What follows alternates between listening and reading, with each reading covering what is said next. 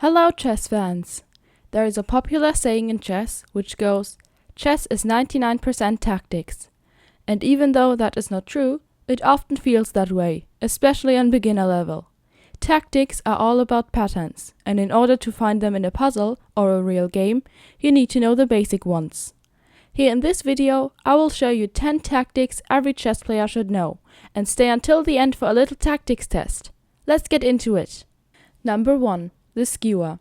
This is a tactic which looks similar to a pin. Here, the more valuable piece is in front. Here the king is in check and has to move, which reveals the queen. Here is another example. The queen is attacked and behind it is the rook. If the queen moves to the side, which it probably will, white can take the rook. As you can see, you can execute a skewer with a bishop. You can also do it with a queen. And of course the rook, like you can see here. Number 2. The fork. The fork is a tactic where one piece attacks two of the opponent's pieces simultaneously.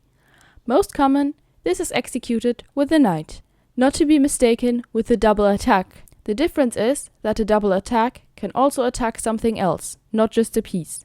Often the second thing attacked is threatening mate. A double attack can also be executed by multiple pieces, whereas the fork only features one. Here, this fork which you can see is also called the royal fork, because you attack both the king and the queen. Most of the time, the player that is attacked cannot protect both pieces.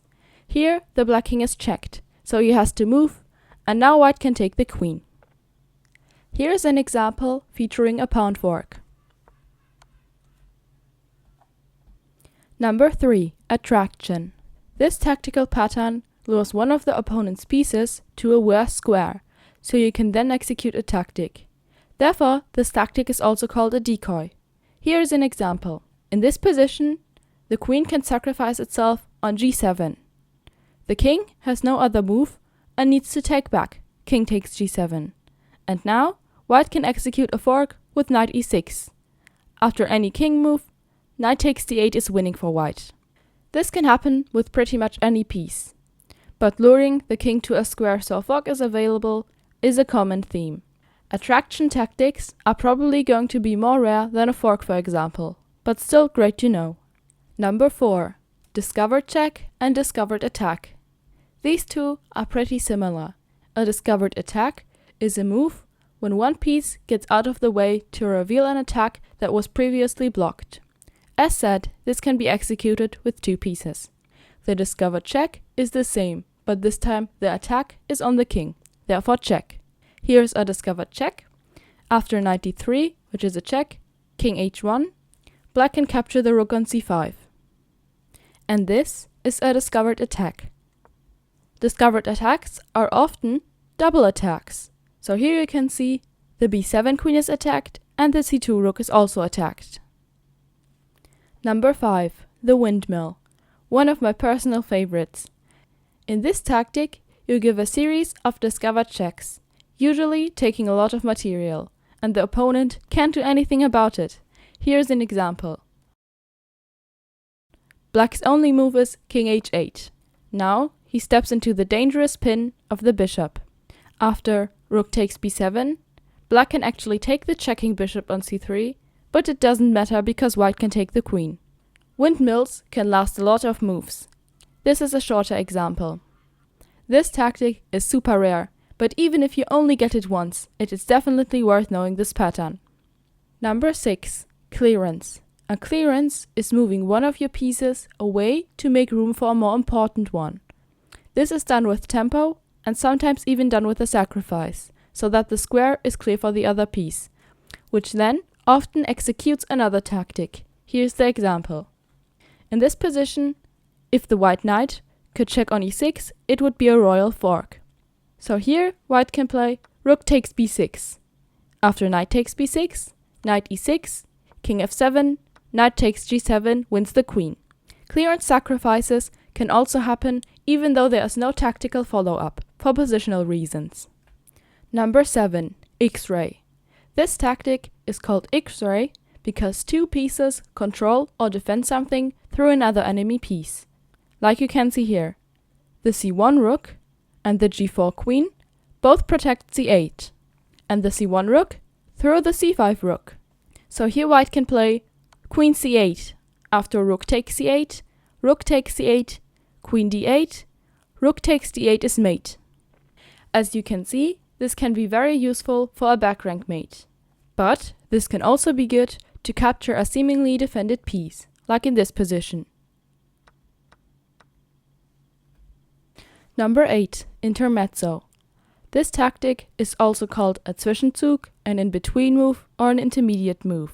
Here, instead of a move that is seemingly forced in a position, often recapturing a piece, you play a move in between, which forces the opponent to react. Sounds a bit confusing, but it actually isn't. Here in this position, black expects white to take on f1, whether that happens with the bishop or the rook. If white plays bishop takes f1, knight takes d1 is winning for black. And if he takes with the rook, this is also winning for black. So, the main problem is that the rook on d1 is also attacked by the knight. So here, white can play rook d8. After bishop b8, which is the only move, white can take on f1. This was a bit of a harder tactic, right? But nevertheless a very useful one. This often wins material, and can definitely come as a surprise to your opponent. Number 9. Removing the defender. Obvious from the name, here we most often capture an important opponent defender. This can either be a fair trade, like here, knight takes f4, g takes f4, queen takes d6, wins a knight, or a temporary sacrifice, like you can see here. This is very useful for ongoing attacks. Often, you can also sacrifice something, even though you don't have a clear follow-up, just because it opens the king's position. Number 10. Deflection. This is also called overloading. Here, you distract a piece that has multiple defensive duties and cannot carry out all of them at the same time, often losing material. Here's the example. The black king needs to both protect f6 and h5. White can take advantage of this, with rook takes f6. Now, the black king cannot keep the rook protected. After king takes f6, king takes h5, white is winning. Always watch out for pieces that have multiple duties and look for ways to overload them. Now, great job if you made it this far into the video. Theory is of course good, but practice is very important too. So here is a tactics test. You can write your points down, one for each correct tactic, and write your score in the comments. Let's get into it. Okay, here's the first tactic. For all of the tactics, you can pause the video and think as long as you like. Here's the first one. So you can pause the video now. I'm going to give the solution in 3, 2, 1. Here, the right move is rook takes h4. After rook takes h4, knight f5 is a fork. This is an attraction tactic, and also a fork. Tactic number 2. I will give the solution in 3, 2, 1. Here, the right move is knight takes g3. After queen takes g5, which is the best move for white, and after king h1, we take the queen back. This was an in-between move, also called a Zwischenzug. Okay, tactic number 3. Solution in 3, 2, 1. This is a pretty simple fork. After queen e4, queen e7, queen takes g4, you win the bishop. Okay, next tactic. 3, 2, 1. Here, the right move is queen takes g8. After rook takes g8, which is forced, rook takes g8 is a checkmate. This was an X-ray tactic. Okay, next one. I will give the answer in 3, 2, 1. Here is actually a skewer coming up. After queen takes e1, bishop takes e1, rook takes e1, king f2, and now rook f1. This was a bit of a harder tactic, so if you got it right, great job. Okay, next one. I will give the solution in 3, 2, 1. Here, both the d4 bishop and the g5 knight are attacked, so it looks like black can save the piece with tempo after knight takes f3. But after queen takes f3, f2 is hanging, so there's no intermediate move. So the best move in this position is to just say c takes d4. This was a red herring. Always be careful when you calculate tactics. Okay, next one. You can pause the video now. 3, 2, 1. Here, the right move is bishop f6, sacrificing the queen temporarily. After queen takes h5, rook takes g7 is a windmill.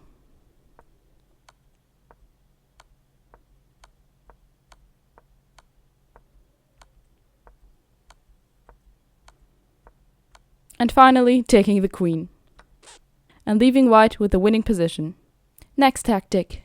I will give the solution in 3, 2, 1. Here, black can play queen h3. After queen g2, which is semi-forced, because king g1, rook e1 is mate, black can still play rook e1. King takes e1 is forced, and now the queen is left hanging. This was a deflection tactic. Okay, second to last tactic. You can stop the video. I will give the right move in 3, 2, 1. Here, the best move is knight takes c7. If queen takes c7, then queen e8 is mate. And if black does not take, white just wins a piece. This was a clearance tactic. Okay, last tactic. You can pause the video. Solution in 3, 2, 1. Here, black is winning after rook takes f4. After king takes f4, knight d3 is a fork. And after any king move, we can just take the rook. This was called removing the defender. Okay, this is it.